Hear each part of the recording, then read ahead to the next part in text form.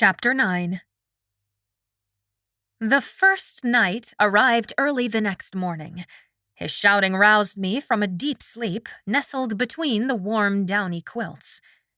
For several moments, in the disoriented state between sleeping and waking, I couldn't remember where I was. "Rapunzel? Rapunzel, are you there?" The voice called.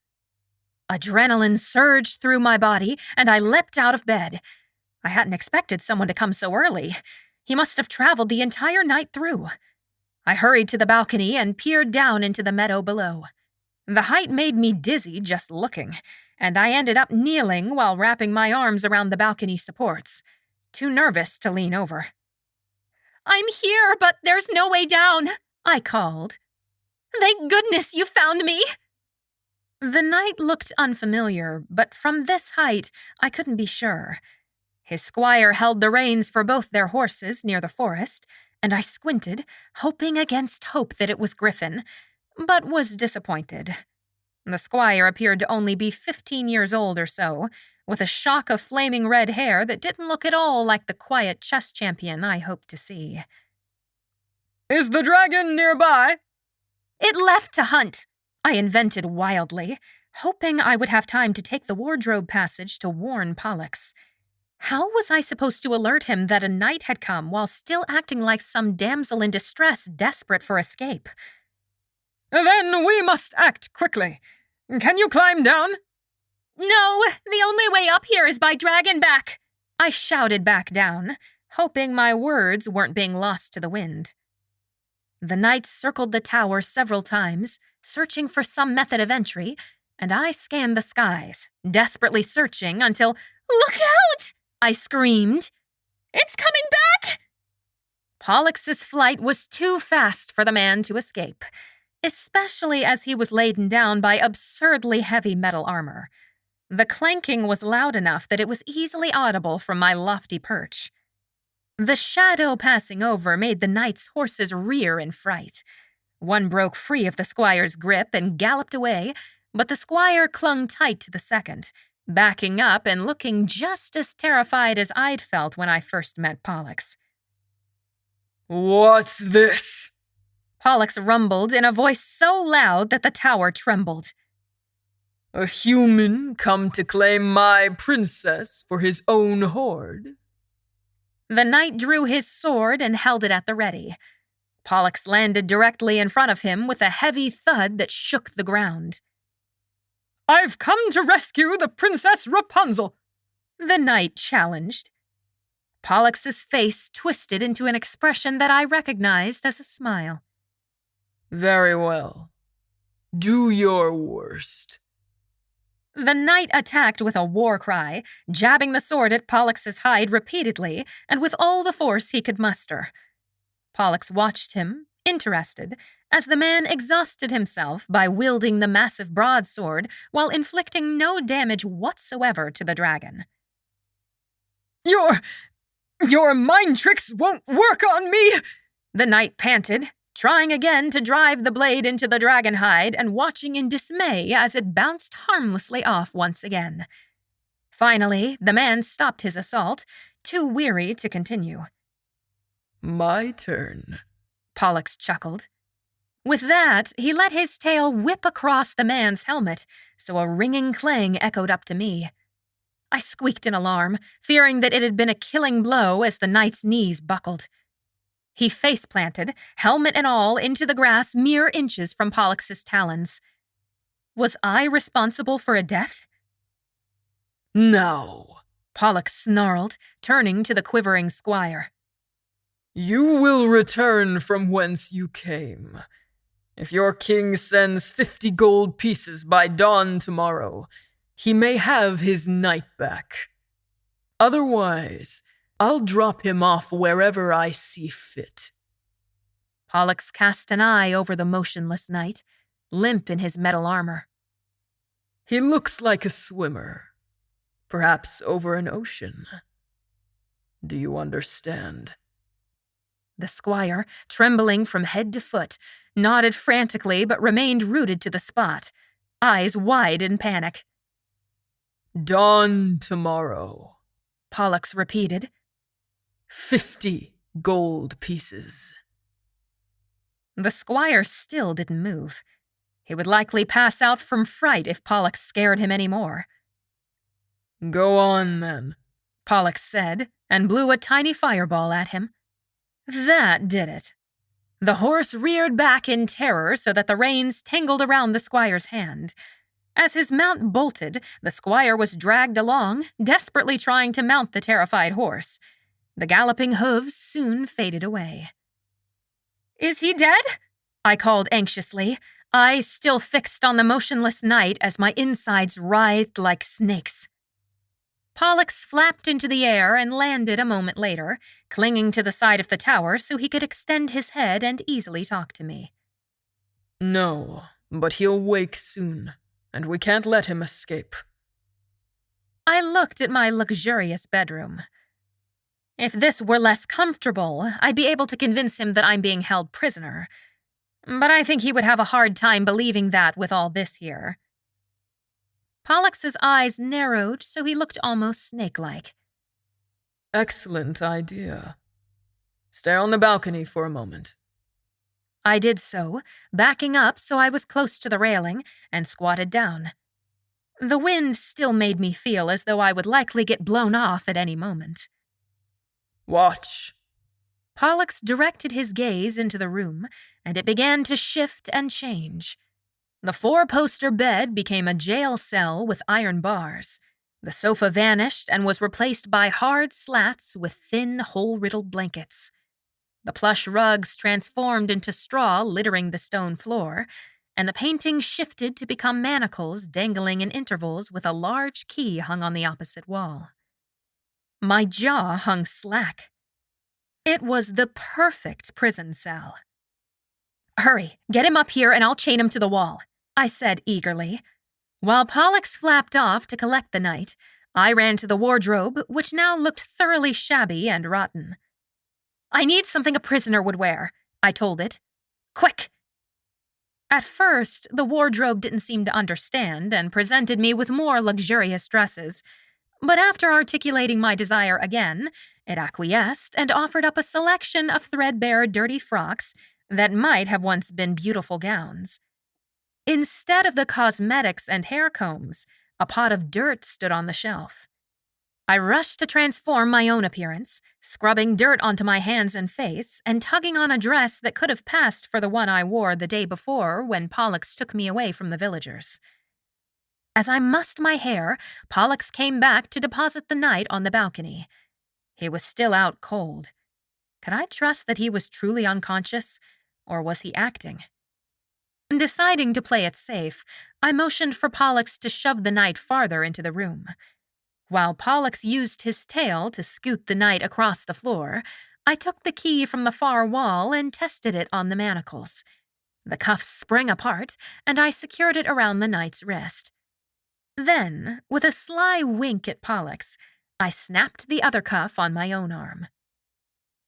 The ridges over Pollux's eyes contracted as he watched me.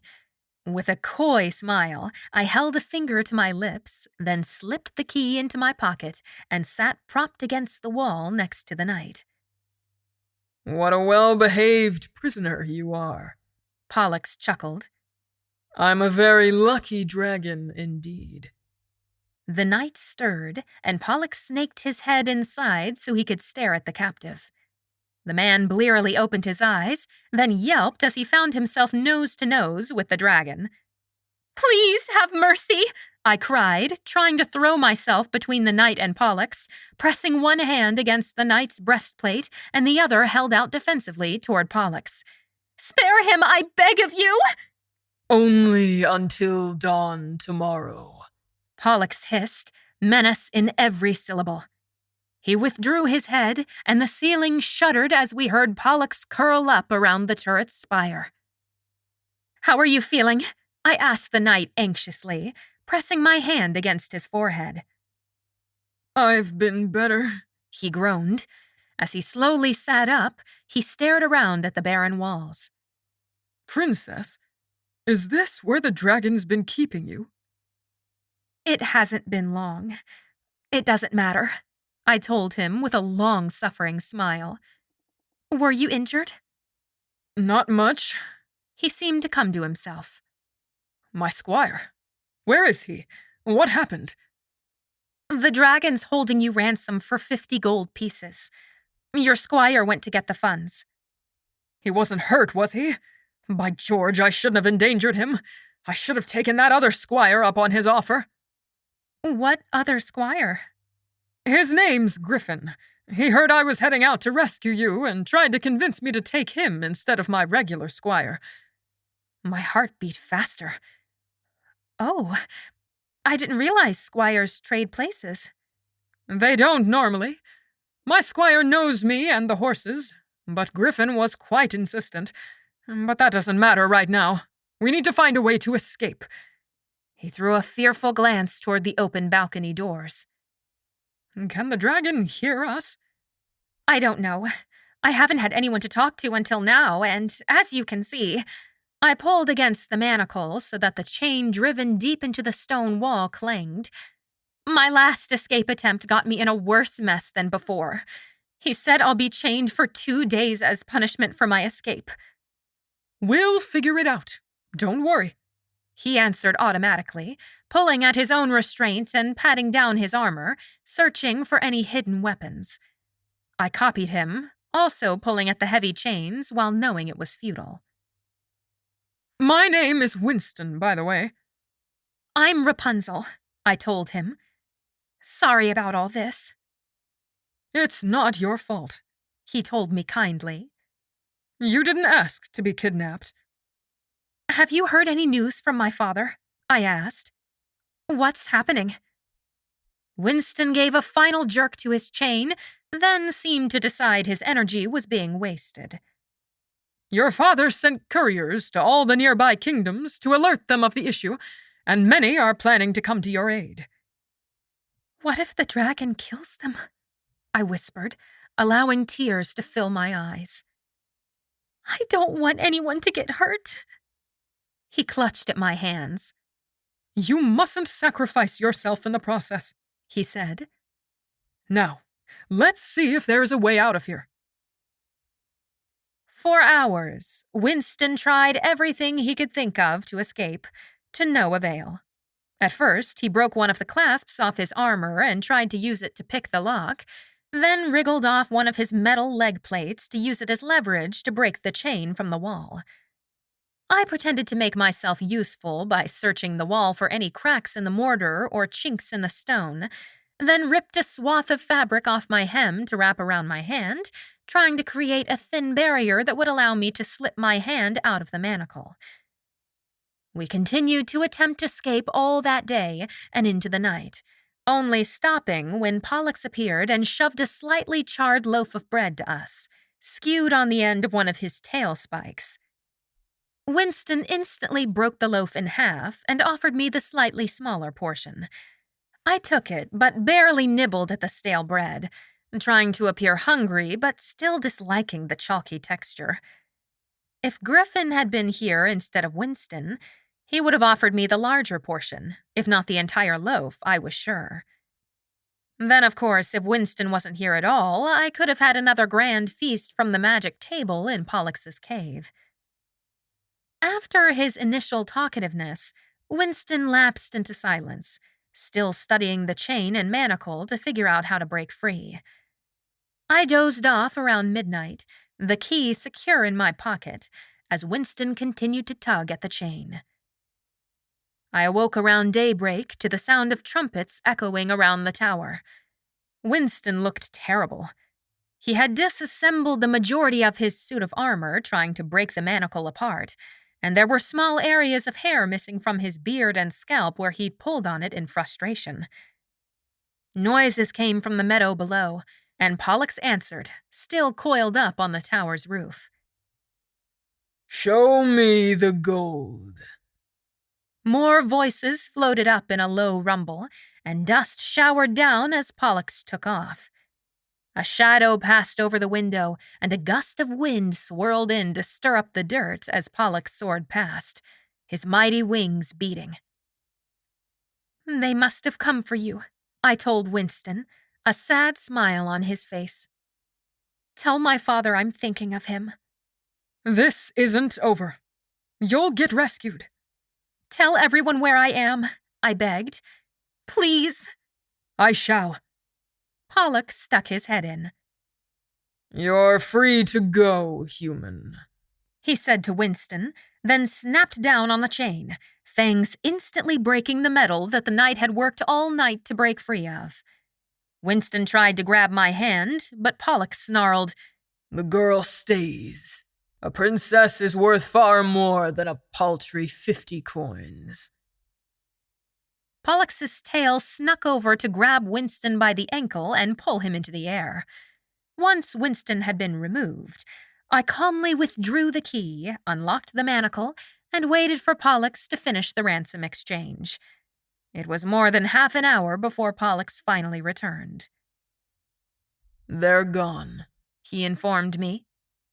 Are you ready to go? I'm sure you'd like a meal that isn't a crust of bread. Sorry it was so bad. Don't be sorry. It was a good image. Are they able to see us through the trees if I go back with you? We can't have anyone suspect if I'm supposed to be chained here. The tree cover is thick, and you are small enough that you won't be spotted on my back from the ground. Pollux scooped me up and took off, depositing me onto his back once we were flying back to his cave. My skirts whipped up to my thighs as I straddled the base of Pollux's neck, and my hair blew out behind me like a banner. Today seemed to be a success, I called over the roar of the wind. What do you think? 50 gold pieces is a good start, Pollux agreed. What will you do with your half? Keep it until I know how to disperse it best, I suppose. It's not like I can waltz into town and buy supplies when I'm supposed to be locked in a tower. Pollux landed, and I slid off more gracefully than the first time I had tried. We will need to set up some kind of alarm or something to let us know if someone is coming to rescue me, I told Pollux, entering the cave and sitting at the table, which instantly loaded itself with food. We don't want to risk someone being there and you don't come to capture them. That's a simple enough charm, Pollux told me. I'll set it up tomorrow morning. Shall we toast to our success? I asked Pollux, pouring a glass of wine and holding it aloft. To the most unexpected yet unstoppable duo ever to grace this realm. A shrewd princess with wit sharp as any blade, Pollux cut in. And a dragon with a fiery sense of enterprise, I finished, downing my glass and throwing the bottle into Pollux's mouth. The crunching of glass made me grit my teeth. Would you like to see my hoard? Pollux asked without warning. Yes, I would. Burning curiosity pulled me to my feet. What other human had ever had the honor of seeing a dragon's hoard? It's separated into different rooms, he said, lumbering down the wide passageway. And they will only open for me. Large wooden doors barred each chamber, and it was only when Pollux pressed his snout against the wood that they creaked open. If I had ever thought that the treasury back home was special, I was wrong on all accounts. This cavern was lined with shelving, and gemstones of every color winked down at me from where they lay on their velvet-lined cushions. They were organized by size, ranging from tiny diamonds barely larger than a grain of sand to enormous geodes larger than I was, studded with violet amethysts. This is my gemstones room, Pollux said unnecessarily. Dragons can smell gemstones within mountains, you know. I didn't know that, I breathed. 50 gold pieces was nothing to Pollux. It was a mere drop amid the ocean of his treasure. And this room, he went on, leading me to the next chamber, is for the man-made objects. It was filled with exquisite jewelry, ancient weapons, and ceremonial artifacts. The entire room was illuminated by a crystal chandelier overhead, where everlasting candles were lit and cast a dancing, sparkling light over the entire hoard. We came to a third door. Here's where I keep the gold, Pollux said, pressing his snout against the wood panel. Treasure chest after treasure chest, all neatly organized, were lined up in rows, each one heaped with coins. Gently, Pollux emptied the new bag of coins into a chest on the far right that was only partially full. This dragon didn't need me or my schemes at all. There was enough here to keep my entire kingdom running for generations. Where did all this come from? I asked in wonder, gazing around at everything. Hoards passed down from dragon to dragon. This used to be my mother's, and her father's before her, and so on. Centuries worth of dragon wealth, all before my eyes. It was overwhelming. Father only had a fraction of this, and I knew how much good he would be able to do if he used it to help people rather than hoard it for himself. There were more riches here than any kingdom could ever spend in 10 lifetimes. Resolve hardened in the pit of my stomach. One way or another, I would help my people get the aid they so desperately needed. Seeing Pollux's hoard reinforced to me that I had teamed up with the perfect partner in crime. That's the tour, Pollux said, prodding me along the corridor with his tail. What about that door? I pointed to the last door at the far end of the passageway. That one has my most treasured possessions, Pollux answered shortly. May I see it? No. My interest grew. What could be more fabulous than the treasure he already showed me? Did it contain powerful magic, enchanted objects like the wardrobe and table? Or was it some dark secret he didn't want me to know about? Would you like to take the wardrobe back to your room, or shall I take you? Pollux asked. I'd prefer that you take me, I told him. I don't like the way the wardrobe feels, and no one will see me in the dark. Very well, Pollux said, lowering his neck so I could climb on. Tomorrow, our swindles can begin in earnest. As I climbed into bed that night, I struggled to fall asleep. Our first swindle had succeeded, but what if the knight had been killed? I would be just like my father, responsible for the deaths of brave men who thought they were being chivalrous and saving an endangered woman. They were putting their lives at risk for me. Would it be worth it? How could I find a way to redistribute the wealth that Pollux and I accrued? Unanswered questions swirled around the back of my head as I did all I could to suppress my qualms. All the lying and deceit was necessary, I told myself. There was no other way to help those in need. My last comforting thought as I finally drifted off to sleep was that as long as Pollux didn't kill anyone, there was no harm to what we were doing.